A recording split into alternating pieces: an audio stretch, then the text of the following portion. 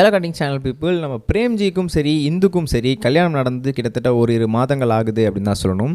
So அப்படி இருக்கும் சமயத்தில் இப்போ திடீர்னு என்ன நடந்துச்சு அப்படின்னு பார்த்தீங்கன்னா, அவங்க வீட்டில் ஒரு பெரிய கிராண்ட் ஃபெஸ்டிவல் அப்படின்றத பண்ணியிருக்காங்களாம். அதுவும் வீட்டுக்குள்ளேயே சிம்பிளாக வச்சு. அது என்ன அப்படின்றத உங்களுக்கு சொல்கிறேன் வாங்க.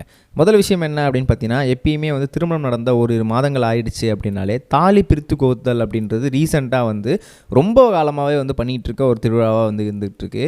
ஸோ அப்படி இருக்கும்போது அந்த ஃபெஸ்டிவலோட முன்வான நோக்கம் என்ன அப்படின்னு பார்த்தீங்கன்னா, கயிறில் கட்டின தாலியை அவங்களோட விருப்பம்படி செயினில் மாற்றிப்பாங்க.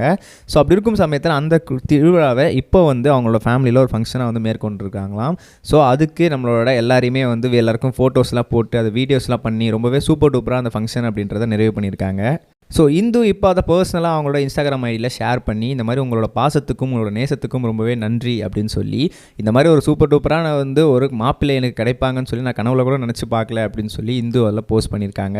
அது மட்டும் இல்லாமல் பிரேம்ஜியுமே அதில் நிறைய கமெண்ட் செக்ஷனில் எல்லார் கமெண்ட்டுக்குமே ரிப்ளை பண்ணிட்டுருக்காரு அப்படின்னு தான் சொல்லணும். பட் இருந்தாலும் கூட அதில் இருக்க நிறைய கமெண்ட்ஸ்லாம் என்னவா இருக்குது அப்படின்னு பார்த்தீங்கன்னா, எப்போ நல்ல செய்தி சொல்லுவீங்க அப்படின்னு சொல்லி. ஏன் அப்படின்னு கேட்டிங்கன்னா, கிட்டத்தட்ட இந்த மாதிரி ஃபெஸ்டிவல்ஸ்லாம் நீங்கள் திரும்ப திரும்ப பண்ணிக்கிட்டு இருக்கிறது ரொம்பவே சந்தோஷத்துக்குரிய விஷயமா இருக்குது. பட் இருந்தாலும் கூட நீங்கள் உங்களோட அடுத்த கட்ட முடிவுன்னு ஒன்று இருக்கும் இல்லையா, அதாவது எங்களுக்கு நல்ல செய்தி சொல்கிறதுன்னு சொல்லி அதை சீக்கிரமாகவே பண்ணிவிடுங்க, அப்போ தான் எங்களுக்கு ரொம்ப இன்னும் சந்தோஷமாக இருக்கும் அப்படின்னு சொல்லியிருக்கிறாங்களே. பட் இருந்தாலும் கூட அந்த மெசேஜஸ் எல்லாருக்குமே பிரேம்ஜி லைக் மட்டும் போட்டு போயிடுறாரு. அதுக்கு என்ன ரிப்ளை அப்படின்றது தெரியல.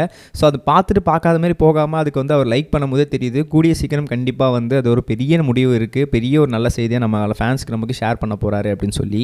So most of the comments அந்த போஸ்ட்டுக்கு நீங்கள் பார்த்தீங்கனாலே அதுதான் இருந்துகிட்டு இருக்கு. அவர் டிஎம்ஸ்க்குமே நிறைய பேர் மெசேஜ் பண்ணி பர்சனலாக இந்த மாதிரி சீக்கிரமாக நல்ல செய்தி சொல்லுங்கள் அப்படின்னு சொல்லிக்கிட்டு இருக்காங்களாம். இனிவேஸ் அவர் கண்டிப்பாக அவங்களோட வாழ்க்கையில் ஏதோ ஒரு முக்கியமான தேதியில் இந்த டேட்டை அவங்களுக்கு அனௌன்ஸ் பண்ண போகிறாங்க அப்படின்னு தெரியுது. மேபி பிரேம்ஜி பர்த்டேவாக இருக்கட்டும், அப்படின்னா இந்து பர்த்டேவாக இருக்கட்டும். ஸோ அந்த 2 டேட்டில் ஏதோ ஒரு டேட்டில் இன்னொரு நல்ல செய்தியாக நாங்கள் ப்ரெக்னெண்ட்டாக இருக்கோம் அப்படின்னு சொல்லி அவங்க அனௌன்ஸ் பண்ணிட்டாங்கன்னா ஃபேன்ஸ்க்கு இது ஒரு பெரிய ட்ரீட் கண்டிப்பாக இருக்காது அப்படின்னு தான் சொல்லணும். ஸோ இதை பற்றி நீங்கள் என்ன நினைக்கிறீங்க அப்படின்றத மறக்காம செக்ஷனில் பதிவு பண்ணிட்டு போங்க.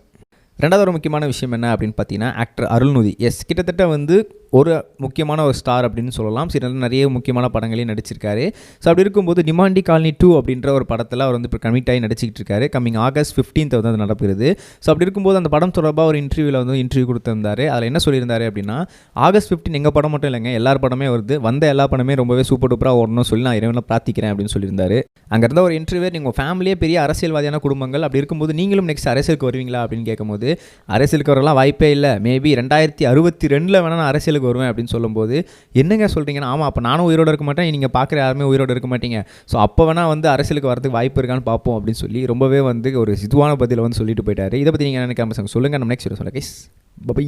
இது வரைக்கும் கனெக்டிங் டிவிக்கு சப்ஸ்கிரைப் பண்ணனா மறக்காமல் சப்ஸ்கிரைப் பண்ணிக்கங்க. உடனடி அப்டேட்ஸ் பெறுவதற்கு நோட்டிஃபிகேஷன் பெல்லையும் கிளிக் பண்ணிக்கங்க.